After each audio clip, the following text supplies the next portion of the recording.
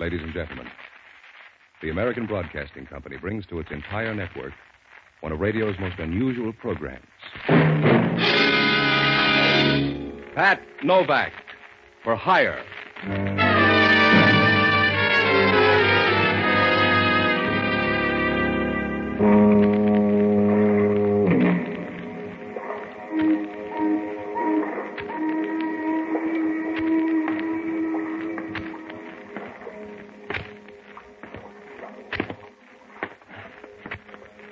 Sure. I'm Pat Novak, for hire.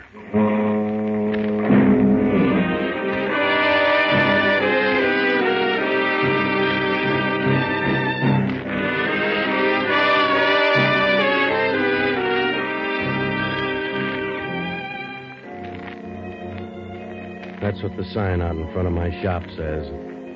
Pat Novak, for hire. Down here on the San Francisco waterfront, it's got to be that way. You got to rob a few graves if you want cigarette money. You need lots of work and roomy sleeves if you're going to play a pat hand. Sometimes, in a good week, you can duck trouble 3 or 4 days in a row. And then it creeps up on you like an old charge account. Well, I should have known that when I went to the bank. I was up to my knees in mud and didn't even know it was rainy season. It was Tuesday, and I went by the bank to drop $100. It was about time, because they were beginning to play handball with my checks. Must have been about 11 o'clock when I got to the window. Hello, Mr. Novak. Isn't it a grand morning? If it's your choice, stay with it. Ah, yes. Deposit $100. Yes. Let me get your card. It's right here, I think. Yes. Here we are. All right. $100. Give me a duplicate, will you? Certainly. My, this isn't as big as the last deposit. Look, Bloomer girl, just mark the slip, huh? Oh, I'm sorry, Mr. Novak. I guess I'm not used to $1,000 deposits. Mm-hmm. What $1,000? Your Friday deposit. I wasn't in here Friday. Oh, you must have been. The card says you put in $1,000 on Friday. Give me that card. What did Santa look like? What? Who put the dough in? What'd the guy look like? Oh, didn't you? No. Look, we'll double back and try to hang on this time, will you? I wasn't in here Friday. I don't know anything about an extra grand. Now, what did the guy look like? I wasn't on duty Friday. Yeah. I'm not even sure about the fellow today. What fella? There was a man in here to ask about the account. Did this good fairy have a name? No, just credentials. He was from the FBI. I see. Is there anything wrong, Mr. Novak? No, don't mind that complexion. I forgot my foundation cream.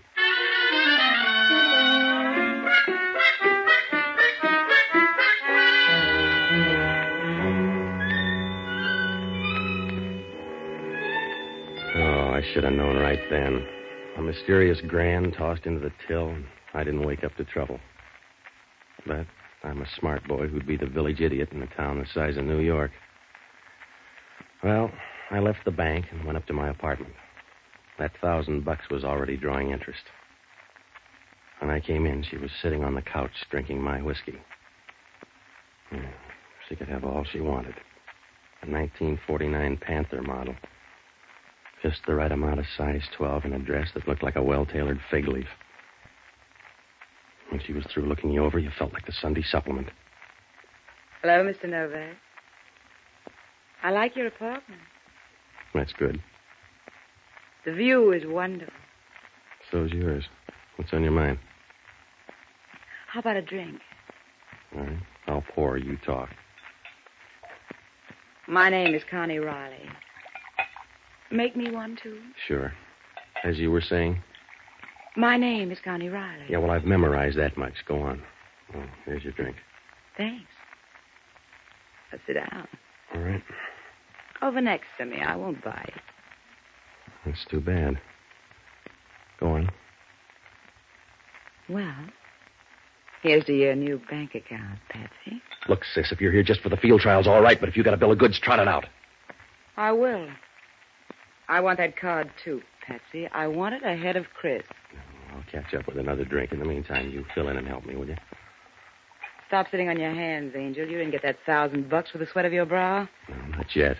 Somebody padded your account so you'd be a nice boy. I want you to be a nice boy for me. At the same rates? The Monterey Rose docks today. A passenger named Kirk Toomey is carrying a jack of clubs, and it means a lot to me. Well, it doesn't mean a thing to me, except the FBI is on my tail. Mr. Novak, you're turning a momentary advantage into a crowbar. You take your deal to some other broker. You're in business whether you like it or not, Patsy. You're going to stub your toe either way, only... For me, it'll be more fun. How about the FBI? You're being frightened by a group of bureaucrats. Yeah, that's what Trotsky thought. How much, Patsy? Hmm? How much for that card when you get it? The price is $1,000. You're an amusing guy, Patsy. Yeah, $1,000 I can afford to be. You don't even know what the Jack of Clubs is all about. You never heard of Kirk Toomey till 5 minutes ago, but you take things in stride as if the whole world belonged to you. Yeah? You're like Adam when he first spotted the Garden of Eden. All right, Little Eve, it's $1,000. Remember, you're sitting on my doorstep now. Either go on home or come in the house. Good. I'll take the card. That's your price. Now I can relax. I'll bet you can. Pour me another drink, Patsy. Yeah, sure, in a minute. What comes next? Do I get 3 guesses? You got time to take them. I won't need them all. Well, it's up to you. Come here, Angel. You ever hear of the early bird? Yeah. Do I make a nice worm? You wriggle like one. Aren't you raising the price a little, Mr. Novak? Straight 18%, darling. That's too bad. I wasn't even going to scream. The next place I live is going to be a cave. Just a minute, will you? Hello, Novak. Oh, Hellman. Well. Am I interrupting anything? No, we were just going over an old seed catalog. Miss Riley, this is Inspector Hellman, San Francisco Police. Good morning, Inspector. Don't bother to arrest me now. I'm just leaving. So soon? My sentiments exactly, Inspector. Bye-bye, Patsy. You can get me at the Concord on Bush Street. See you around, Patsy. Sure. Well, you're slipping, Novak. No rain check. All right, funny man. What's your problem? You ever see this guy before? Let me see. He's an awful-looking thug. Yeah. Who is he, your father? A guy by the name of Max Coleman. The FBI trailed him to your bank Friday. They think he gave you $1,000. Yeah. Where'd you get the $1,000, Novak? What do you care, Hellman? Maybe a relative, maybe a maiden aunt. Nobody's related to you, Novak. You're in a jam lover, and I'm here to push your father in. Max Coleman buys his groceries with foreign dough. So what are you weeping about? Arrest the guy if you don't like him. There's government microfilm coming in on the Monterey Rose. That $1,000 makes you a contact man for Coleman. Send the FBI over then. Where do you fit in? Waiting for somebody to drop some loose change? You're my project, Novak. When they asked us for help, I stuffed the ballot box to get you. Yeah. So relax. I'm going to spend the rest of the day here. You're not going to leave the living room. If I got to spend the day with you, I'll take knockout drops. Suit yourself. What's this stuff? That's good scotch. You wouldn't know. Oh. The cheap liquor's out in the kitchen closet. That's for you. All right. Over by the stove here? That's right. What do you keep in here, Novak? Mops and brooms. Where'd you buy this one? What are you talking about? Where'd you buy this one, smart man?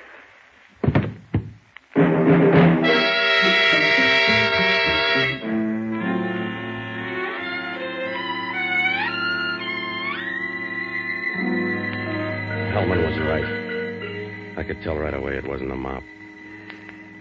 When Hellman pushed him out, he rolled out onto the linoleum. A dapper little guy, except for a piece of cord around his throat, tied in a funny knot. He was deader than a broken drum. Somebody'd pulled too hard on that piece of cord. The veins were standing out in his forehead, and his face looked like a road map lying there on the floor. He wasn't pretty. Hellman thought so, too. Who is he, Novak? Your father? I've never seen him in my closet before. Who is he, Novak? I don't know, Hellman. Finders keepers, you roll him. Give me a hand. There's nothing there. Where's his wallet? You'll get there by instinct. Yeah, here it is. Oh, his name is Kirk Toomey. Well, that helps. Who is he? The guy on the Monterey Rose? The one with the microfilm? I guess so. I thought you didn't know anything about it. How'd you know he came from the Monterey Rose? My dream book, Hellman. What happens now? Nothing. Except I'm on the case now, and you got trouble in a major key. You don't think I killed this guy? I don't know, did you? You better hop out and tail that girl. She was making herself at home when I got here. Yeah? How do I know you're not in it together? You don't, copper. Maybe she's Loeb and I'm Leopold. When you're through with her, you might hit the Monterey and start looking for a jack of clubs. Some more dream book, Novak? Everybody's looking for a jack of clubs, Hellman. It must be the end of the rainbow. That's where you're going to find that microfilm. In the meantime, you stay handy, Novak. I want to split you with the FBI. You don't think I'm going to take the rap for Junior here, do you? It says that in my book. Just relax until I'm ready to pick you up. I only have to find a couple of things. Well, that'll be a long time, Hellman. You can't find your hip pocket with radar. Yeah. I'll be around soon, Novak. Don't bother to pack your bags. You'll be traveling light.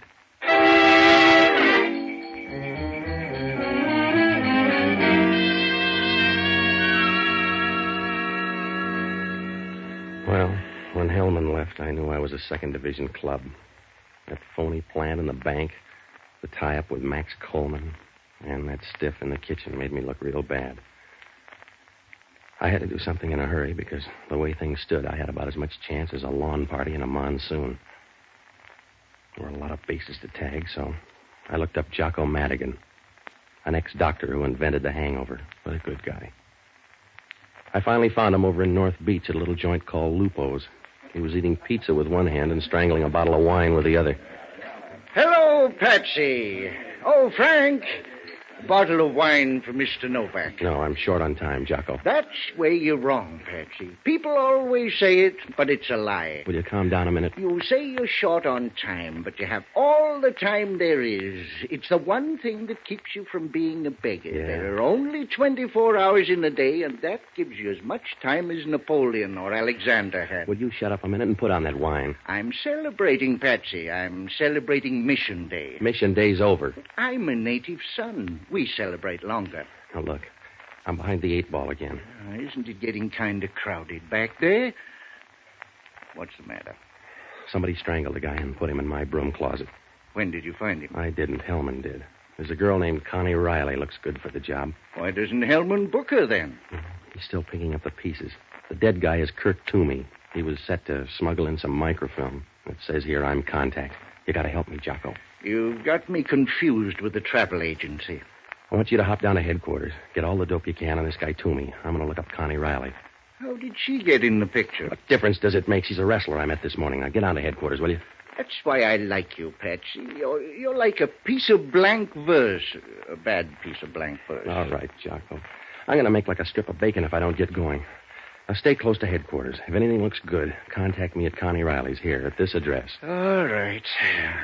How many times shall I knock, lover?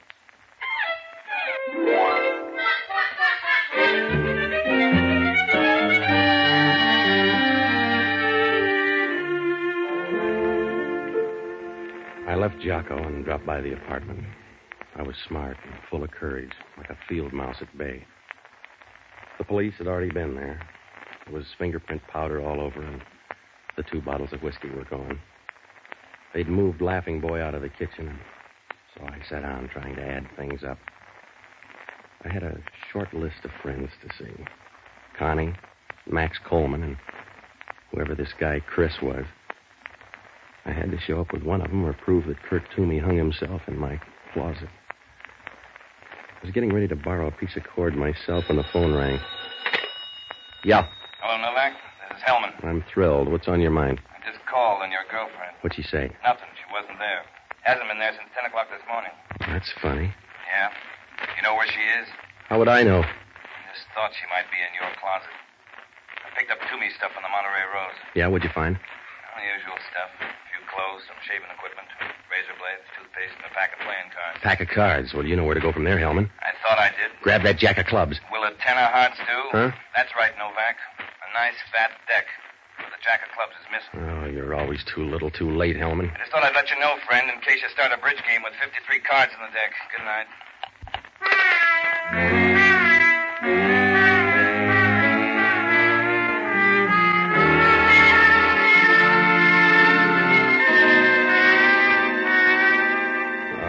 Losing money fast, like a street carnival in Death Valley. Well, one of 2 things happened. Somebody got on that boat and took the jack of clubs while Toomey was at my apartment. Or maybe he brought it with him.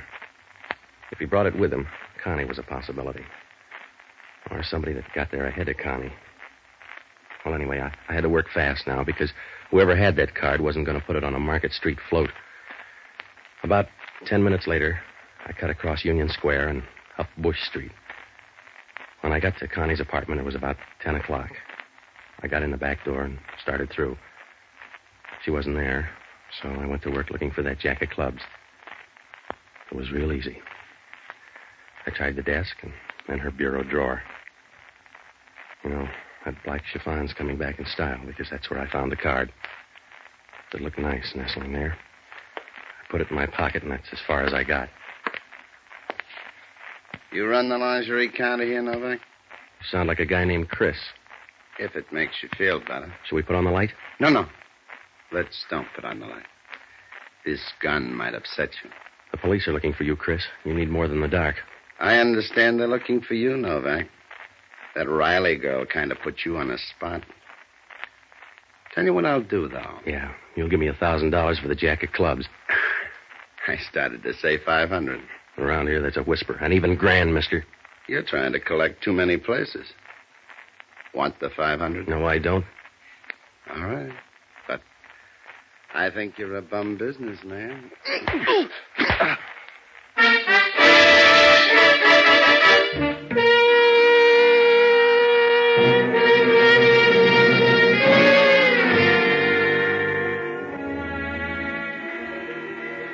Jocko found me catnapping on Connie's bare rug. Must have been right after the sapping. When I woke up, Jocko was thumbing my head like a housewife with a bowl of margarine. I felt around and waited for him to put the floor in again. I reached in my pocket. The jack of clubs was gone. Then I started to talk. Jocko. Did you expect someone better? Help me up, will you? I've helped you get up so much, I feel like one of the Wright brothers. I just lost round 3.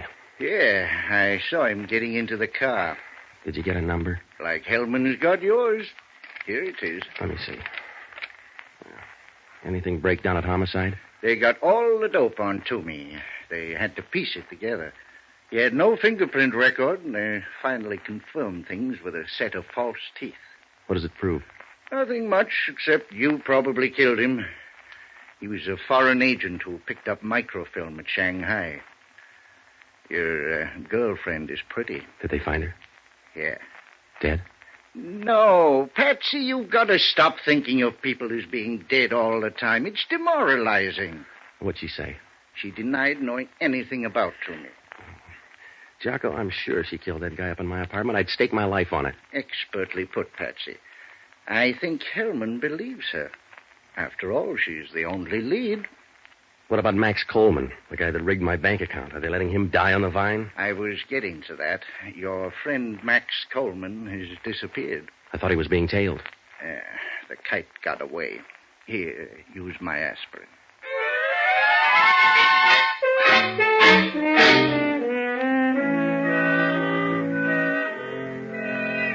Well, I took a boat out to the Monterey Rose, but that was a waste of time. Hellman had it covered like a tarpaulin. I still had the license number to Chris's car, but that didn't do any good. Even if I found him, all I could do was point my finger. There were still a lot of things that didn't fall into place. One of them was, how come that jack of clubs was so easy to find in Connie's apartment? She hadn't hid it very well. But after all, maybe that was a habit with her. Well, things didn't look any better the next morning. I went into a restaurant next to the press club for some breakfast. The Chronicle was lying on the counter. We were in second place because there was a torso murder all over page 1. That second cup of coffee saved me because right after that, I spotted it on one of the back pages, a picture and a small story about some unidentified guy who'd been killed over in Oakland. I couldn't match the picture too well with Hellman's snapshot of Max Coleman, but it looked like my best break so far. I got over to Oakland, and I went straight to the morgue. The guy in the morgue was chatty. Which fellow you want to see? The unidentified guy, he must have come in last night. Sure. Down this way. Okay. How do you like our morgue? One of my favorites. It's bigger in San Francisco. Yeah, I figured that. Sure. Most people don't know that, but it's true. Bigger in San Francisco. Here we are. Right here. Help me slide it out. Sure. Roller bearings. Makes it a lot easier. Yeah. Here, let me get that sheet. All right. Well. Recognize him? Yeah. What time did he die? Coroner's report here on the toe tag. About 11 o'clock last night. 2 gunshots. 38 caliber pistol. That's good. Don't look good to me. Was he a friend of yours? Relative or something? Yeah, a relative. He's my maiden aunt.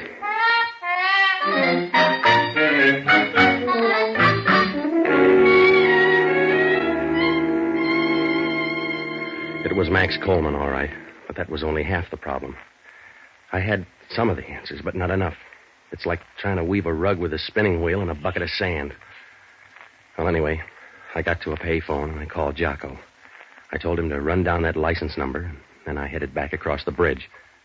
When I found Jocko, he said the car was registered in the name of Christopher Downs, who lived up on Taylor Street.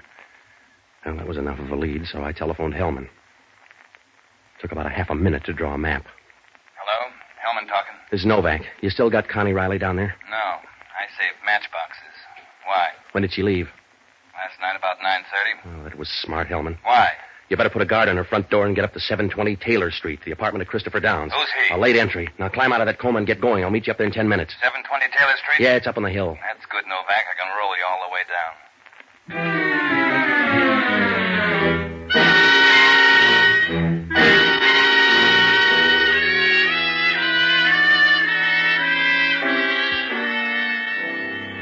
When Jocko and I got up to Downs' apartment, there was nobody home. I said a fast prayer for Connie, and I began going through Downs' stuff for a .38 caliber revolver. Jocko was looking, too, over in the liquor cabinet. That's as far as we got. Scavenger hunt, Mr. Novak? Hello, Chris. You haven't seen a .38 around? Just one. That's in my pocket. The same one that killed Max Coleman? You're going to run out of breath, Novak. Slow down. I'm in second already, mister. I can't stop. Then you won't mind a short ride. Out the door and down the back stairs. Should we bring the lap robe? There's nothing to worry about. It's a short trip. You won't even have to wire the folks.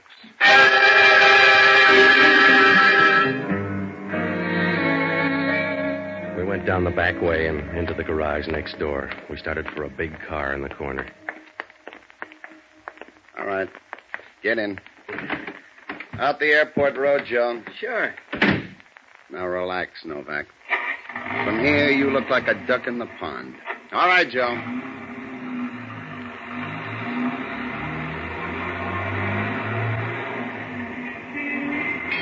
Watch out, Joe. Joe! Watch out, there's another car coming in. You're right, Chris. It was a short ride. You all right, Novak? Stop acting like the mother hen, Hellman. Take this guy's gun. All right, mister, get out. Who is he? Christopher Downs. He killed Max Coleman last night. Does he convince you, mister? Not entirely. Well, that .38 will. The Oakland police have 2 slugs that fit that gun. You need more? No, I'm afraid you've got all the trumps, Novak. All right, let's go, you. Let's see you earn it, copper. Stop him, Novak! He ain't going far.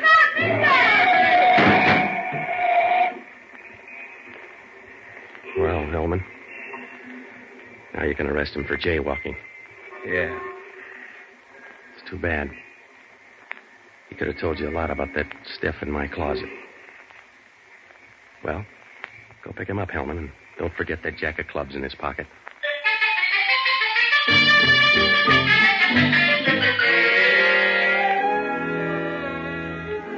Well, it worked out all right. I left Hellman, dropped by headquarters to leave a note, and I went home to my apartment. Connie was there. The whiskey was out again. Oh, she looked real good sitting there in a white crepe dress. It was one of those tight-fitting babies that make a bathing suit look like a toga. I told her all about Chris and Max Coleman, and we forgot about everything but the Olympics. When she put her arms around you, it was a real squeeze. It felt like an old tube of shaving cream. I was pouring a drink when the doorbell rang.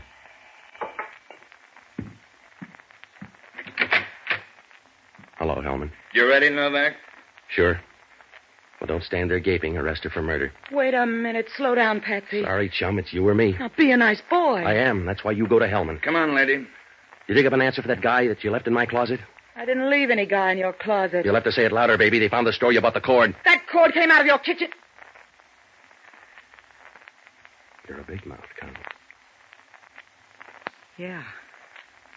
You can put that in boldface. How did you know? You're the only one that could have taken that jack of clubs here in the apartment. That and one other thing. Yeah? That knot in the cord was a funny knot. You got an elastic garter there. It's too big, so you tied a knot in it. The same funny knot that choked Kirk Toomey. You're a funny guy, Novak. Yeah? You're nice. But you're hard to handle. I should have killed you and married you. Ready, Hellman?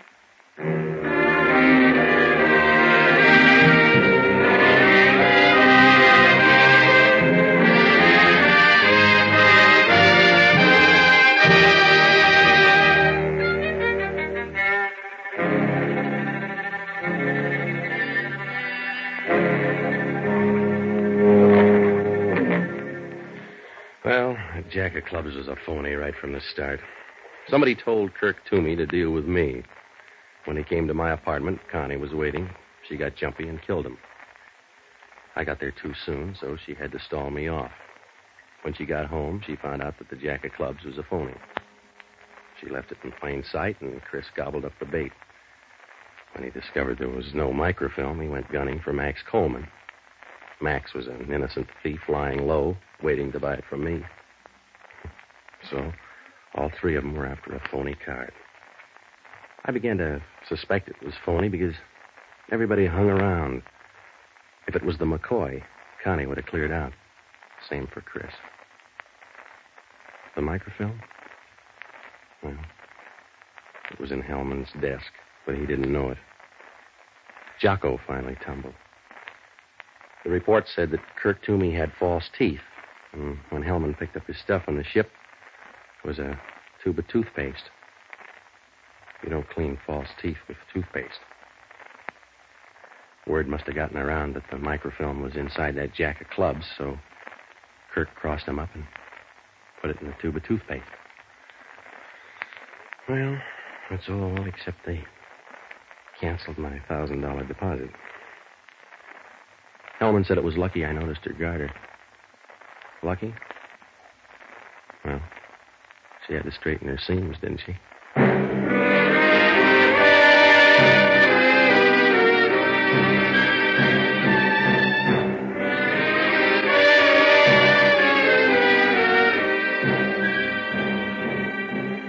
The American Broadcasting Company has just brought you the second of a new series, Pat Novak For Hire, starring Jack Webb. Jocko Madigan is played by Tudor Owen. Inspector Hellman is played by Raymond Burr. Music was composed and conducted by Radio and Television Life Award winner Basil Adlam. In our cast were Betty Lou Gerson, Victor Perrin, Ted DeCorsia, and Herb Butterfield. Today we're happy to welcome a new member of the ABC family, as station KARM in Fresno, California, joins our network. And now this is George Fenneman reminding you to be with us again next week, when over most of these same ABC stations we'll bring you Pat Novak For Hire. This program came to you from Hollywood.